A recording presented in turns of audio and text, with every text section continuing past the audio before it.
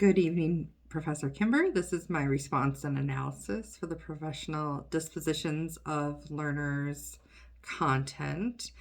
So the professional disposition of learners helps to ensure that special education teachers support learning and improvement by maintaining high expectations of the learner. In order to be the most impactful, these high expectations should be held in a way that respects the diversity of others. The disposition of reflection and curiosity are vital in the planning and practice of teachers. Planning and practice will become misdirected and shallow without reflection and curiosity. It will become a thing that teachers do because they must, a box to be checked. Whereas approaching planning and practice with these dispositions of reflection and curiosity, the process can be enriched, purposeful, and enjoyable. The disposition of fairness, honesty, compassion, and dedication ensure professional expectations and ethics are abided by.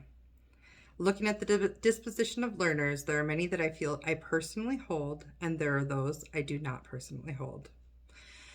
I do believe I am respectful of the diversity of others and engage in fair practice. I'm very reflective and often consider my actions and how they can be improved or changed to better fulfill the present needs.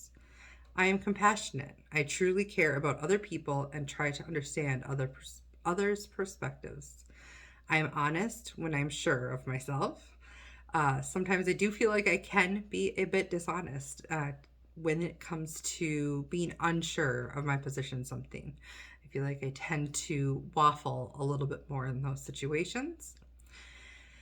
I do feel there are some dispositions that I definitely could work on over the coming months and years. I feel like I need to work on having higher expectations. Oftentimes, when I think about pushing someone to their limits, I also worry that if I were to over push them, that could exceed their limits. They could become alienated or frustrated or disinterested in the content that I'm trying to share with them. Another thing I need to work on is professional conduct. Though I consider myself to be generally professional, I do have a tendency to be a little bit more laid back than most. For instance, in my new position as a teacher, I have had some teachers who have told me that I should go by Miss Elke and demand that respect from my students. And I'm much more comfortable and prefer Miss April or even just April. And then another example would be like some teachers are limiting bathroom breaks in our school, and I have a preference towards trusting that my students need to use the bathroom when they ask for those bathroom breaks, and I really would not want to be somebody who makes a student very discomfortable or uncomfortable when they're not allowed to use the bathroom when they truly do need to go. So I tend to be probably more on a lenient side of things, and sometimes that could come off as unprofessional.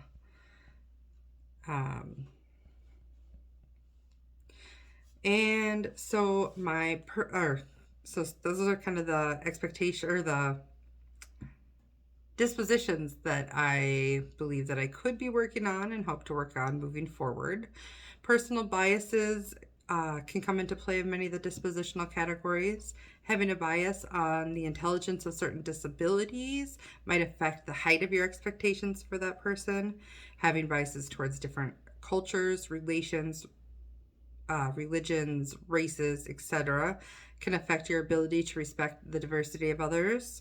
And all of these biases can affect the teacher's ability to be fair, honest, and compassionate. Thank you, and have a great day.